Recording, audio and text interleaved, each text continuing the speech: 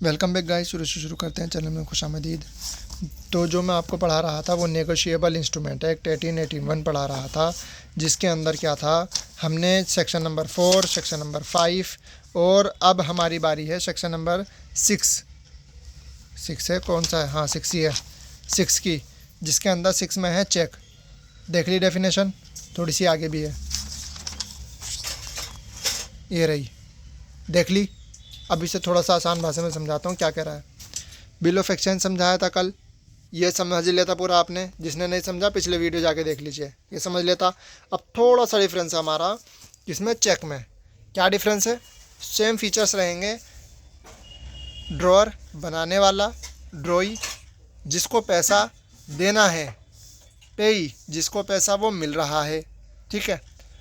अब इसमें bill of exchange में क्या था कि जो ड्रॉई था जिसको पैसा देना है वो बैंक भी हो सकता था या फिर कस्टमर भी हो सकता था, कोई थर्ड पर्सन जिसको पैसा वो देना है, ठीक है। और ये जितनी भी कंडीशन मैंने आपको बताई थी, किस में बताई थी? बिल ऑफ एक्सचेंज में। ये वाली सेम कंडीशन रहेंगी किस में? चेक में।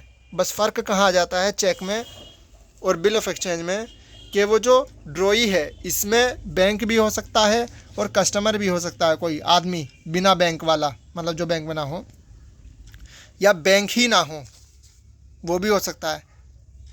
किस में? चेक में नहीं, बिल ऑफ एक्सचेंज में। लेकिन चेक में सिर्फ और सिर्फ जो ड्रॉई रहेगा वो बैंक रहेगा। कहने का मतलब है चेक के अंदर भी 3 पार्टियां होंगी, बिल ऑफ एक्सचेंज के जैसे। थोड़ा सा वैसा पीछे कर लेता हूँ, ये देखिए, बिल ऑफ एक्सचेंज के अंदर 3 पार्टीज़ हैं, यही 3 पार्टी सेम चेक में भी है। फ़र्क इतना है कि जो पहली पार्टी थी वो सेम रहेगी चेक में भी। दूसरी पार्टी के अंदर 2 ऑप्शन खुल रहे थे हमारे पास, बैंक भी हो सकता था ड्रॉई, और ड्रॉई कोई आदमी भी हो सकता था, ठीक है, बैंक को छोड़ करके।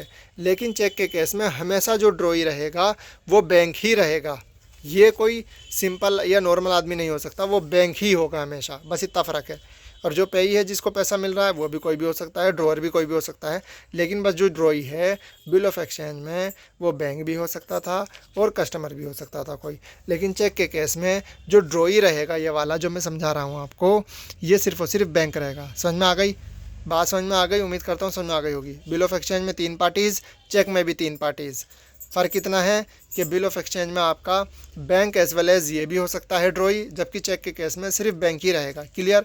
अब ये वाले जो फीचर मैंने आपको बताए थे किसमें? बिल ऑफ एक्सचेंज में, वही सारे के सारे बिल्कुल डिट्टो सेम टू सेम यही फीचर लागू होंगे किसमें? चेक में, ठीक है। देखिए लिखा हुआ भी है मैंने, all condition are same of bill of exchange but in check में ड्रॉई सिर्फ बैंक होता है, जबकि बिल ऑफ एक्सचेंज में ड्रॉई बैंक ही हो ये ज़रूरी नहीं है।